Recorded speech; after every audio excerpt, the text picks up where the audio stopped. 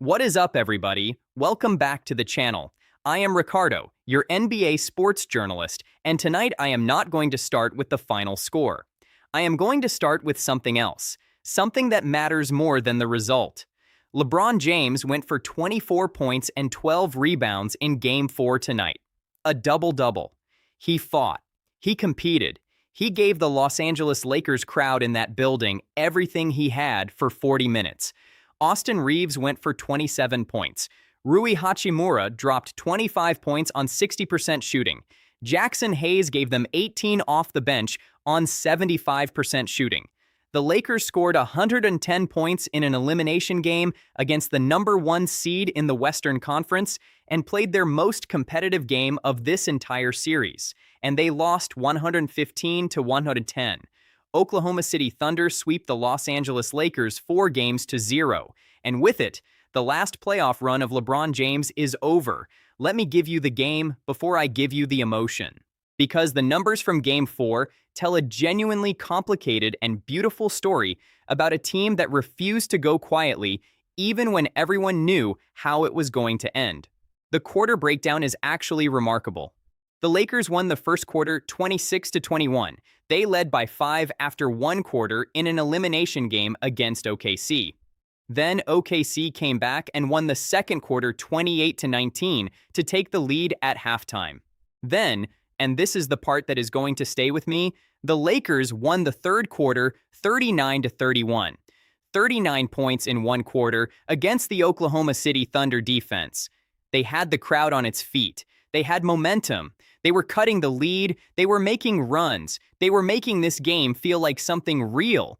And then the fourth quarter happened. Oklahoma City outscored Los Angeles 35-26 in the final period and closed the door. Their biggest lead of the game was 12. The Lakers' biggest lead was 5.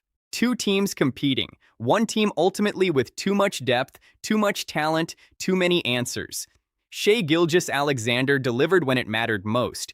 35 points on 50% shooting, 12 free throw attempts, 8 assists, pure superstar performance when the pressure was highest. Ajay Mitchell was again extraordinary. 28 points on 63.2% shooting, 4 steals, a 4-to-1 assist-to-turnover ratio. He has been arguably the best player not named SGA in this entire series and deserves every recognition coming his way. Isaiah Hartenstein was a force with 10 rebounds, 5 assists, 3 steals, despite only scoring 5 points. His basketball IQ and defensive presence were critical in the fourth quarter when OKC needed stops. Jared McCain came off the bench and hit 3 threes, going plus 27 on the night. Alex Caruso hit 3 threes at 60% and was plus 7. Chet Holmgren had 16 points on 66.7% shooting with 9 rebounds. This is the depth LeBron praised after Game 3. This is why he was right.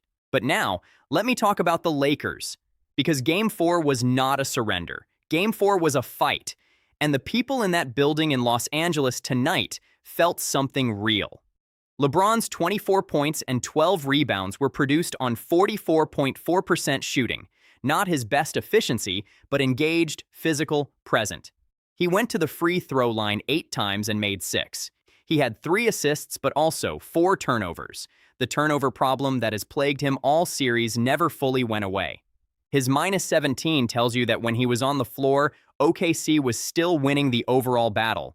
But his effort, his refusal to let this moment pass without competing fully, was unmistakable. Austin Reaves with 27 points was the offensive engine the Lakers needed. 50% from the field, 42.9% from 3, 8 for 9 from the free throw line.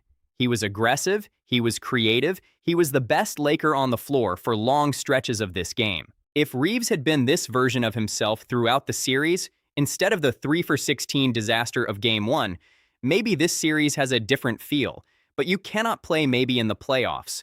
Rui Hachimura, with 25 points on 60% shooting, was equally impressive. 4 threes at 50%, perfect from the free throw line. His efficiency score of 25 matched Holmgren's for the night.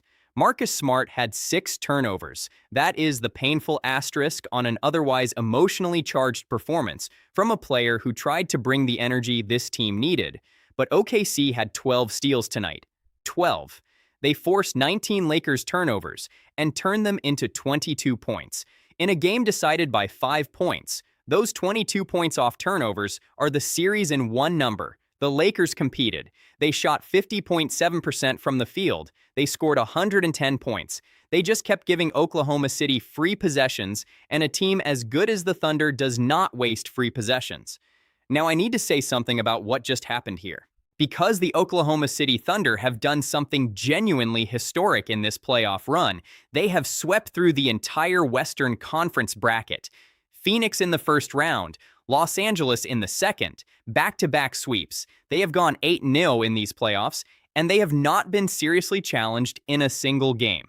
That is the definition of a championship-caliber team operating at its peak.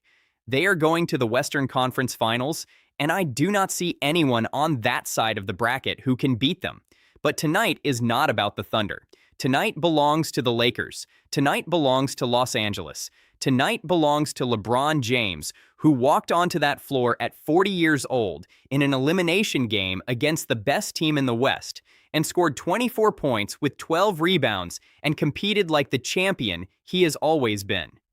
There will come a time, very soon, when we have to sit down and have the conversation about what LeBron does next. Retirement, one more year. His legacy, his place in history. All of those conversations are coming, and they deserve their own space. But tonight is not that night. Tonight, I just want you to appreciate what we watched across these 4 games. A 40-year-old man carrying a team deep into the playoffs against competition that was younger, faster, deeper, making Alex Caruso nervous enough to warn his teammates, making the basketball world debate whether a miracle was possible, scoring 27 on 70% in one game and 24 with a double-double in the final game of his season. LeBron James went down fighting. He always goes down fighting. That is who he is. That is who he has always been. The last run is over, and it was beautiful. I am Ricardo, your NBA sports journalist. If this series, these videos, this journey meant something to you, smash that like button, subscribe to the channel, and drop a comment below. What is your favorite memory of LeBron James in the 2026 playoffs? Thank you for watching every step of this with me. I will see you for the conference finals.